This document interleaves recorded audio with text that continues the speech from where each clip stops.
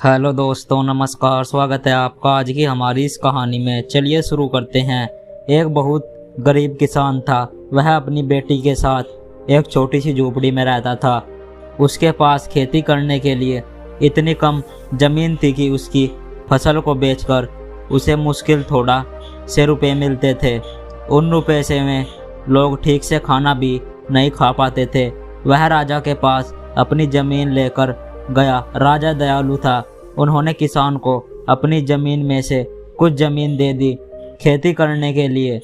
उन्होंने कहा, यह जमीन तो हमारी ही रहेगी, लेकिन उस पर उगने वाली फसल तुम्हारी होगी। किसान ने राजा को बहुत बहुत धन्यवाद दिया। एक दिन वह खेत की जुताई कर रहा था, तभी उसका हल किसी कठोर चीज से टकराया। उसने वहां खोद कर देखा तो उसे सोने की एक ओखली मिली।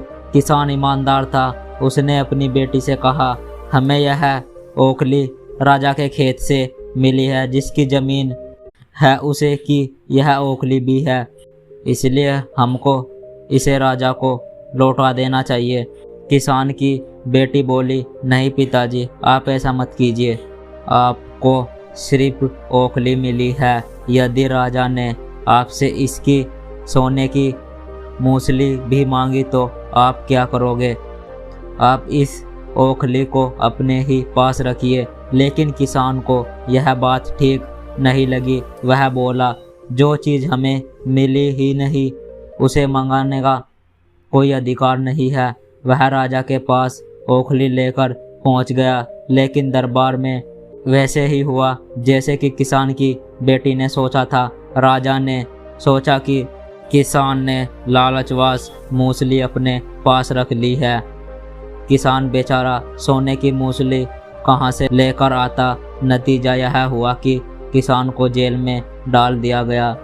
जेल में उसे ढंग से खाना भी नहीं मिलता था, ना पानी। किसान को ऐसी गलती की सजा दी गई थी जो उसने की ही नहीं।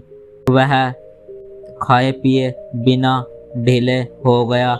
लेटते लेटते वह रोता रहता था। काश में अपनी बेटी की बात मानी होती तो। एक दिन राजा ने उसे ऐसा कहते हुए सुन लिया। उन्होंने किसान से पूछा कि वह वैसे क्यों कह रहे हो। तब किसान ने राजा को पूरी बातें बताई। राजा को अपनी गलती का एहसास हुआ। किसान को तुरंत छोड़ दिया गया। किसान की बेटी को राजा ने दोबारा बुलाया। उससे बात करने के बाद राजा को पता चला कि वह कितनी बुद्धिमान। किसान की बेटी को राज्य के खजाने के मंत्री बना दिया गया। उन्होंने रहने के लिए घर, सभी सुख सुविधा दी गई। किसान और उसकी बेटी सदा खुश रहने लगी। किसान को थोड़ा कष्ट जरूर झेलना पड़ा, लेकिन अंत में जीत सच्चाई की हुई। दोस्तों, इस कहानी से यही शिक्षा मिलती है कि हमें अपनी ईमानदारी पर रहना चाहिए। आशा करता हूँ दोस्तों आपको यह कहानी अच्छी लगी है तो इस वीडियो को लाइक और चैनल को सब्सक्राइब जरूर करें। मिलते हैं अगली वीडियो में। तब तक के लिए मुझे दे इजाज़त।